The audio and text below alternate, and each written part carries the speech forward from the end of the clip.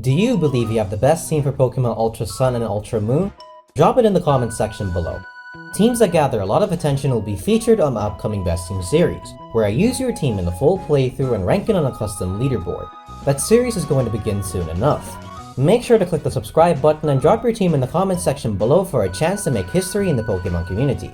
With that said, let's get on to the video.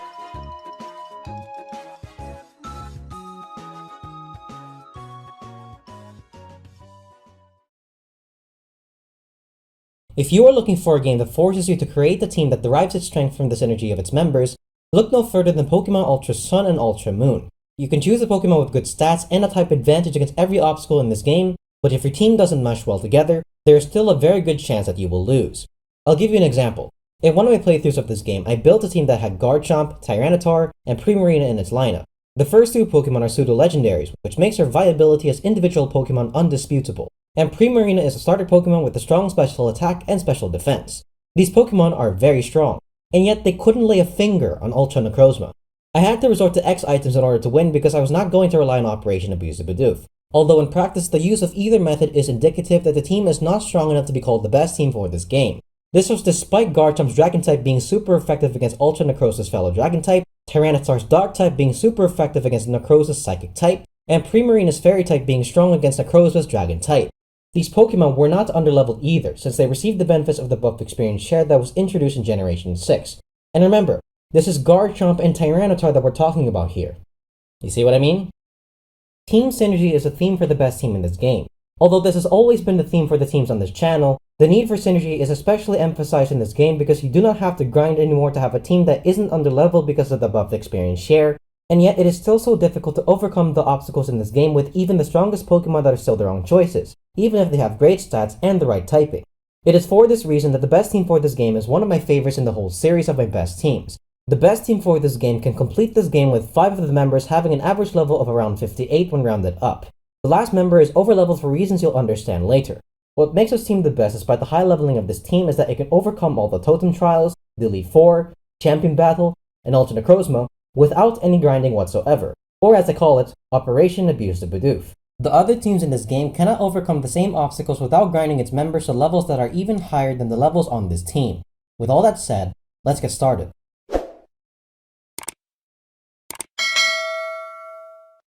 In any best team I create, I identify the obstacles in the game are without the right members. I have to resort to Operation Abuse the Bidoof, where I walk into the grass and impale new variants of previously seen Pokemon that might be endangered because my team needs to be raised to a higher level than it would have to if it had the right choices in its lineup. For this video, I'll divide the breakdown of the obstacles into 3 sections. First, the obstacles that could be taken down by a single Pokemon. Second, the obstacles where members with a type advantage are selected but need to be boosted by role players to set up that Pokemon. And lastly, missing coverage for the Elite Four, the Champion Battle, and Ultra Necrozma. The discussions for the separate sections are going to be a bit complex, but I did my best to write my script in a way that simplifies them as much as possible. Alright, you ready guys? Let's go! Okay, so up first is the section on obstacles that can be defeated one-on-one by a single Pokemon. This section is definitely the shortest, not only because there are only a few obstacles that can be taken down this way, but also because there is only one member on this team that can serve this role. The reason for this is because when you access this member for the team, it is already fully evolved, which makes it capable of crushing its selected opponents one-on-one since they are about the same level, and the Pokemon of choice has great aggressive stats and has a type advantage against most of them. The obstacles in this section are the Normalium Z Trial, Island Kahuna Hollis fighting types, Dupiter and Masquerain from the Waterium Z Trial, Salazzle from the Firium Z Trial, and the Grassium Z Trial. The key to identifying the member that overcomes all these obstacles is the Normalium Z Trial because of its typing, narrowing down our choices to the fighting type and the fighting type options that we can access before tackling this trial being so few. In the grass, you can only catch a Makuhita. Although Hariyama is not a bad option to add to this team, there is actually another fighting type Pokemon that you can access by catching a Sparrow and trading it with the last character at the front right side of the Pokemon Center at Route 2 right before you begin the first trial. This Pokemon, by the way, is the member of the team that is overleveled because it gains more experience points due to it being a traded Pokemon, and the buffed experience share provides experience points to every Pokemon in the party. All the battles throughout the game are bound to accumulate and increase the level gap between this Pokemon and the other Pokemon in the team. The Pokemon I am talking about is Hawlucha. Hawlucha is fully evolved from the get-go and also has the flying type with him, which means that he can one-shot the Totem Pokemon from the Normalium Z Trial, and he can also one-shot Dupiter and Masquerain with a flying type move. He can also sweep Island Kahuna Hala's fighting types and can two-shot Salazzle from the Farium Z trial, although the Totem Marowak needs to be weakened first so that Hawlucha can tank his attacks. I'll explain more on that later. Hawlucha can also nullify the effectiveness of the defense boost that Comfrey provides Totem Lurantis by spamming the move Hone Claws to raise his attack stat, and he resists all the moves used by Lurantis. Makuhita does not come close to contributing what Hawlucha can to the team, making Hawlucha the best option to pick for defeating the first Totem trial and also overcoming the other aforementioned obstacles. Okay, so that wraps up the first section. The next section is the one consisting of obstacles that require we pick a Pokemon with a type advantage against them, and also pick a role player Pokemon to set up that Pokemon to comfortably take out that obstacle. The obstacles in this section are Totem Araquanid, Totem Marowak, Totem Togedemaru, Totem Mimikyu, Totem Kommo-o, and Totem Ribombee. We'll skip Totem Araquanid for now and start with focusing on Totem Marowak, who is a ghost and fire type in this game. The types effective against this Pokemon are Water, Dark, and fellow ghost Pokemon. We can immediately eliminate the ghost type from contention since whatever ghost Pokemon we pick will also be weak to ghost types. There is one Pokemon that has both the dark and water types. That Pokemon is Greninja. I'm just kidding, guys. I know he's not in the game. Comment down below if you felt for that little prank of mine. Oh, and watch my X and Y best team video. Anyway, I made that little joke because you have to pick between a dark and water type to add to this team. Notice that two of the starters in this game have one of the two typings, so let's focus on them instead of talking about the numerous water and dark type Pokemon in this game, because there are a lot. In order to determine who we should pick between Incineroar and Primarina to add to this team, we must analyze their contribution to this obstacle as well as other obstacles in this game. Incineroar is a fire and dark type Pokemon, while Primarina is a water and fairy type Pokemon. With those typings in mind, let's look again at the obstacles in this section of the video. Incineroar is strong against Totem Togedemaru and Totem Ribombee, while Primarina is strong against Totem Marowak and Totem Kommo-o. Wait, I thought Incineroar is also strong against Marowak. Yes, Incineroar is strong against Marowak, but Torracat isn't. There is an important caveat we have to consider when determining which of the starter Pokemon contributes more to the team. Incineroar has to face off with Totem Togedemaru as Torracat, while Primarina has to battle Totem Marowak as Brionne. This changes the entire nature of these two battles, as a Pokemon not fully evolved battling a fully evolved Pokemon with boosted stats is not bound to go well without some help. I would know, having used both Pokemon in teams that I tested for this video. That, in short, is why these obstacles are not classified as ones that could be taken down single-handedly. So what do we do? Well, let's take a look at the movesets for Totem Marowak and Totem Togedemaru. What do you see? I'll give you a few seconds. Okay, time's up. Did you get it? If you did, then congratulations. Most of the offensive moves are physical attacks. The only move that is not a physical attack is Totem Marowak's Hex, but this move is practically useless because Marowak's special attack is 50. Even a little stat boost won't subtly make Hex an effective move. Hex only becomes a problem to deal with if your Pokemon has been afflicted with a status condition, which is why Salazzle was picked to be Marowak's SOS Pokemon. But this is why Hawlucha is on the team. Hawlucha will defeat Salazzle in 2 turns and then be taken out himself so that the other members of this team can all fight Totem Marowak one-on-one. The problem then becomes how we should deal with the physical attacks of Totem Marowak and Totem Togedemaru. If you've been following my channel for a while, I'm confident you can predict what I'm going to suggest as a solution. That's right, a Pokemon with the ability Intimidate. The Pokemon with Intimidate that are available in this game are Arbok, Arcanine, Tauros, Gyarados, Masquerain, Mawile, Salamence, Stoutland, and Crocodile. Crocodile is not available before either Totem trial, so he is eliminated from contention. Magikarp cannot be caught until after defeating the Waterium Z trial, and at level 18 being the highest level to catch him, he cannot evolve into Gyarados before challenging the Farium Z trial without Operation Abusive Bidoof, therefore eliminating Gyarados from contention. The member we pick from the options available needs to be capable of tanking hits from both Totem Marowak and Totem Togedemaru, and contribute to taking down other obstacles in this game. This means the Pokemon of choice must have the right typing and decent stats. Arbok, Stoutland, Tauros, and Masquerain are eliminated from contention because the first 3 Pokemon's types are only neutral, the Totem Marowak and Totem Togedemaru. And Masquerain's bug typing makes him weak against Totem Marowak. Mawile is eliminated because his stats are terrible. We are then left with Arcanine and Salamence. Arcanine resists Totem Marowak's Flame Wheel and Totem Togedemaru's Iron Head, while Salamence only resists the former. So Arcanine is the better pick? Well, let's look at the other obstacles to be sure, since Salamence is after all a pseudo-legendary. After Totem Togedemaru, we have Totem Mimikyu, Totem Kommo-o, and Totem Ribombee as the remaining obstacles requiring a Pokemon with a type advantage. Salamence's typing is weak against all of these Pokemon. Yep, unfortunately Salamence is not the right fit for this team. Arcanine is the best choice out of the Intimidate users in this game to include in the lineup.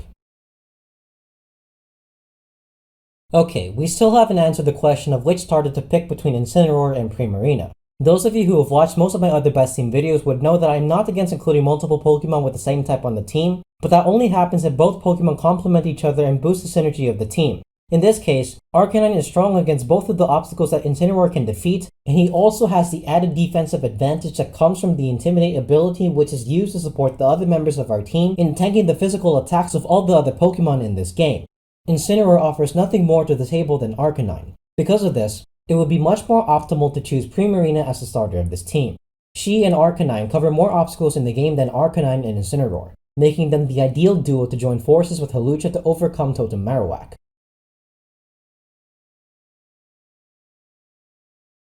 Now that we have picked our Pokemon to defeat Totem Marowak, we shall shift our focus to Totem Togedemaru. I know that Arcanine has a type advantage against Togedemaru, but in practice, attacking Togedemaru with the super effective moves of Growlithe is like attacking a Pokemon 10 levels higher than yours with a move that is resisted by that Pokemon. Yeah, Togedemaru's defenses are that strong.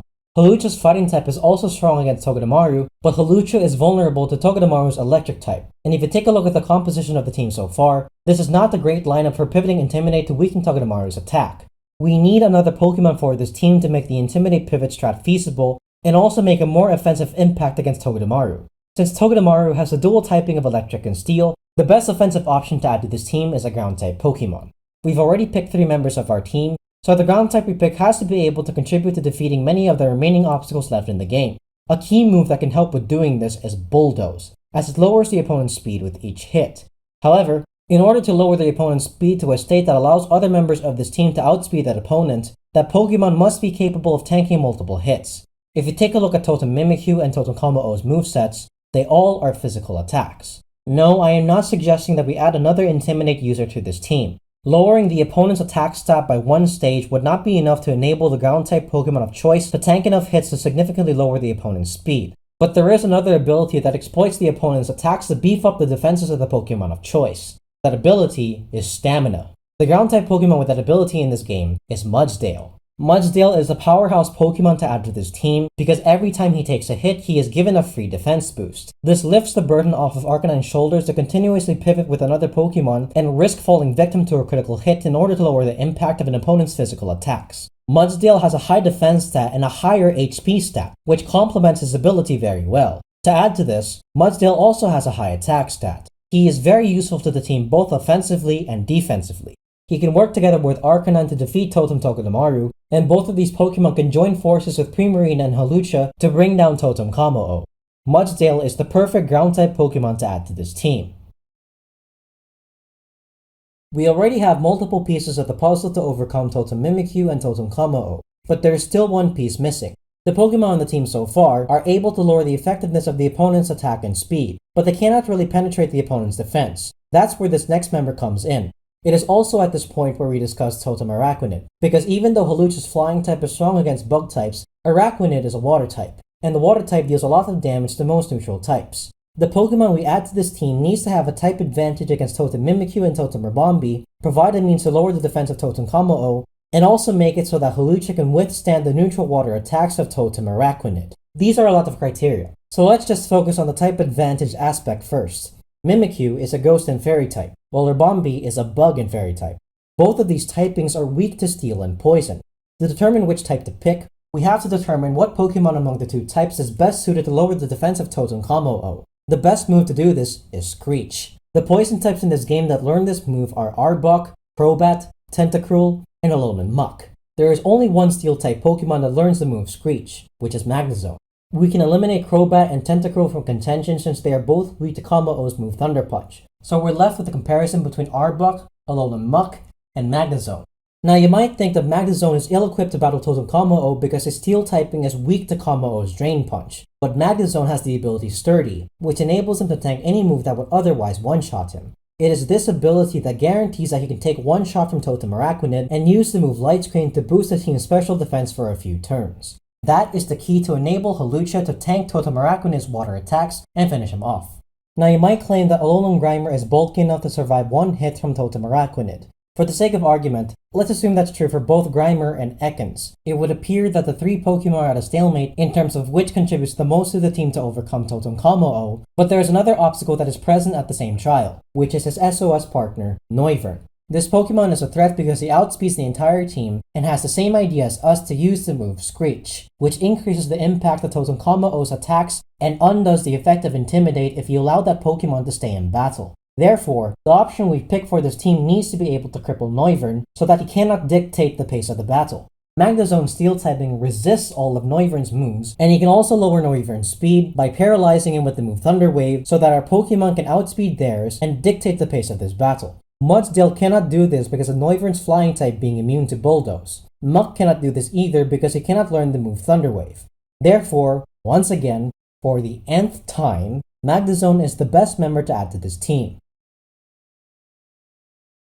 We have 5 members on the team that mesh together well to overcome all the totem trials and a big chunk of the Elite Four. The last member we pick needs to serve as the final piece to defeat the Elite Four, Ultra Necrozma, and rival Hau in the champion battle. The member of the Elite Four whose type we have not yet accounted for is Acerola with her Ghost-type Pokemon. The Pokemon we have to worry about on Hau's team is his Alolan Raichu. One of Ultra Necrozma's typings is Psychic. All these Pokemon are weak to the Ghost and Dark typing. But Dark is the preferred typing because Dark is immune to Psychic moves, while Ghost types are defensively neutral against Psychic types. The reason why Ultra Necrozma is still an obstacle despite having Primarina on our team, and Magnezone to lower Ultra Necrozma's speed and defense with Thunder Wave and Screech, is that the Paralysis status condition was nerfed in Generation 7 to reduce Necrozma's speed to 50% of its base speed instead of the previous 25%. In short, even when paralyzed, Necrozma outspeeds all of our Pokemon except Hawlucha, who cannot one-shot Necrozma and would be one-shotted by Photon Geyser. I know that you can use the move Toxic on this Pokemon to ensure that he is defeated after a few turns, but since any Pokemon who can tank one of Ultra Necrozma's hits can pull this off, the solution to overcome Necrozma is not really the Pokemon with that move, it's the move itself.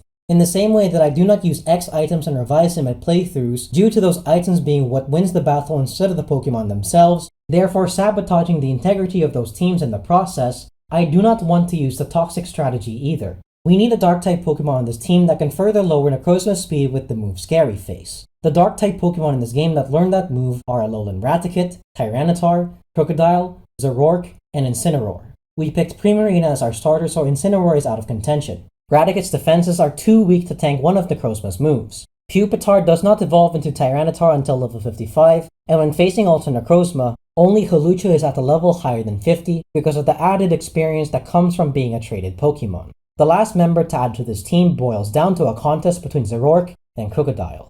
If we take a look at the composition of the first 5 members of this team, you would see that only Hawlucha plays an aggressive role, while the other 4 members are tanks that are equipped for long dragged out battles based on the typings of the other obstacles. Although we need our last member to be defensively capable, it is more important that he is able to burn a hole in Hau's team by taking out a good number of its members before he is taken out himself. That way, our team will be able to easily defeat him by just trading Pokemon with type advantages against the other. In order for this to happen, the Pokemon needs to be able to defeat Pokemon with neutral types. Zoroark and Crocodile both have good stats, but the key to picking the right member lies in their movesets. At level 39, Zoroark learns the move Agility, and at level 54, he learns Nasty Plot. In my Pokemon Platinum Best team, Gyarados was able to take out half of Cynthia's members after boosting his attack and speed despite there being an almost 20 level gap between our Pokemon and hers. In the Torterra edition of the best team for Pokemon Platinum, which by the way hasn't come out yet, so stay tuned, and click the subscribe button. The anchor Pokemon for that team maxed his attack and speed and swept all of Cynthia's team with the same level gap that Gyarados had. Remember, in Pokemon Ultra Sun and Ultra Moon, the level curve was designed in a way that even without grinding, our Pokemon will be at the same level as that of our opponents. Because of this, you can bet that by boosting his special attack and speed, Zoroark can take out a good chunk of Hau's Pokemon.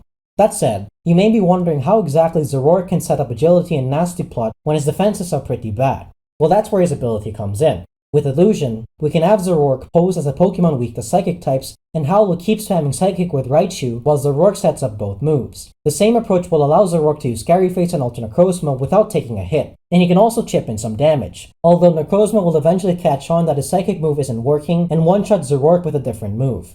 Zoroark is the best member to overcome Elite Four Acerola, form a complete team to take down Ultra Necrozma, and wreak havoc on Hau's team to ensure an easy win. And there you have it, the best team for Pokemon Ultra Sun and Ultra Moon. It took me a long time to write this script because I had a difficult time thinking about how to explain the mechanics behind the team synergy. Creating a team with the right synergy is an art form that takes a while to perfect, and it is not always easy to put into words how the best teams work their magic. Since this is a channel dedicated to finding the best teams in all the Pokemon games, I will eventually have the best team for the original Pokemon Sun and Moon. But I've watched enough cutscenes to last me another 2 semesters in law school, so that video won't be coming up for a while. Besides, as was hinted by my discussion on Torterra, I have already constructed best teams for other mainline games using alternate starters. And for heaven's sake, I still haven't begun the best team series where I use your teams in a full playthrough and rank them on a custom leaderboard. There's a lot of content that has yet to come out, so stay tuned. And click the subscribe button so that you can be updated when those videos come out. That's pretty much it for this video, thanks for watching. DFuego, signing out.